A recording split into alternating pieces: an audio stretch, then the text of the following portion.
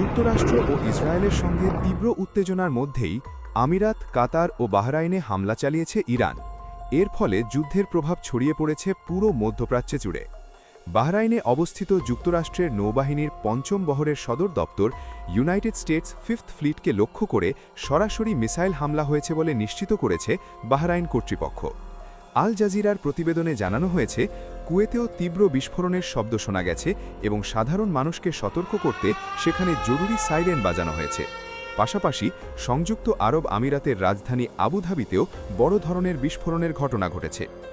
এসব ঘটনার জেরে স্থানীয় বাসিন্দা ও প্রবাসীদের মনে যুদ্ধের আতঙ্ক ছড়িয়ে পড়েছে। যুদ্ধ পরিস্থিতির সরাসরি প্রভাব পড়েছে আন্তর্জাতিক আকাশপথে।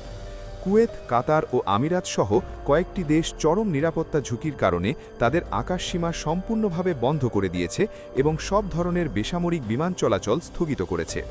পরিস্থিতি আরও অবনতির আশঙ্কায় বিশ্বের বড় বড় এয়ারলাইন্স দ্রুত ওই অঞ্চলে ফ্লাইট স্থগিত করছে। ফ্লাইট বাতিলের তালিকায় যোগ দিয়েছে ওমান এয়ারও। তারা ইরাকের বাগদাদগামী সব ফ্লাইট বন্ধ ঘোষণা করেছে। এছাড়া রাশিয়া ও কুয়েতও পরবর্তী নির্দেশ না দেওয়া পর্যন্ত ইরান ও ইসরায়েলমুখী তাদের সব ফ্লাইট স্থগিত রেখেছে। যে কোনো মুহূর্তে সংঘাত আরও বিস্তৃত আকার নিতে পারে এমন আশঙ্কায় প্রহর গুনছে উপসাগরীয় দেশগুলো।